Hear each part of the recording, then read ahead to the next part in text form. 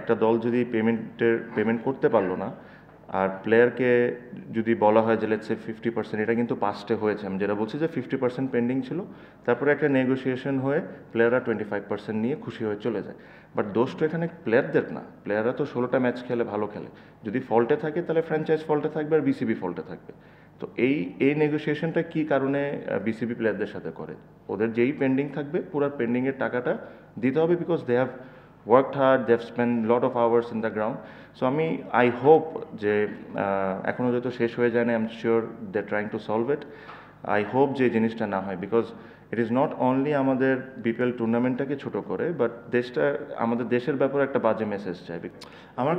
আমার কাছে মনে হয় যে what ever the amount outside of draft কেউ যদি সাইন করে, লেটস সে আমি একজন ডাইরেক্ট সাইন্ড প্লেয়ার, এটারও যদি একটা কন্ট্রাক্ট থাকে, যে কন্ট্রাক্টটা আমি একটা নিজের কাছে রাখবো, একটা বিসিবিকে দিব, একটা ফ্র্যাঞ্চাইজির কাছে থাকবে। So at least BCB is aware that how much I am being paid.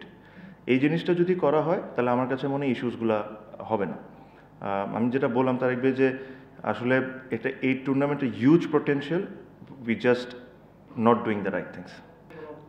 আমরা একটা সাইন করেছি, আপনারা হয়তো বা জানেন, অ্যাডাম মিল, ফাস্ট বলার নিউজিল্যান্ড থেকে। আর এক দুজনের সাথে কথা চলছে, বিকজ প্রবলেমটা হলো যে যেদিন ফ্রি হচ্ছে ওদিন যদি ওদেরকে পিক করি, ওরা আস্তে আস্তে বিকাল 5টা বেজে যাবে 3 তারিখে।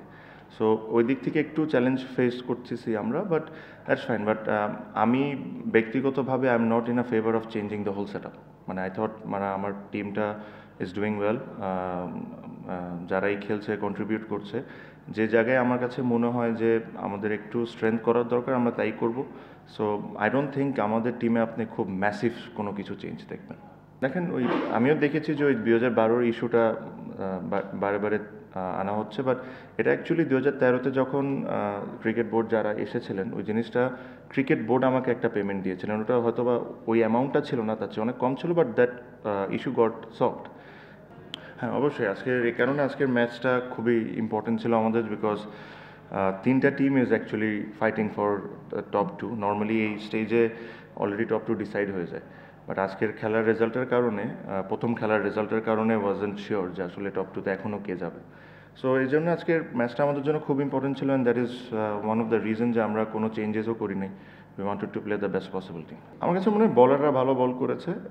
যতটুক মেসেজ আমি হাফ টাইমে পেয়েছি, যে অ্যাকচুয়ালি বলও তেমন স্পিন করে নাই, উইকেট ওয়াজ অ্যাকচুয়ালি গুড। আপনি যদি লিটনের 2টা শট দেখেন, ওটা একটা ইন্ডিকেট করে যে wicket was actually not that bad. হ্যাঁ, প্রবলি সিলেটে যে ধরনের উইকেট ছিল ওই লেভেলের না, বাট ইটস নট ব্যাড যে ধরেন 70 রানে অল আউট হয়ে যাবে। I thought we got lucky in few wickets and then we bowled well. So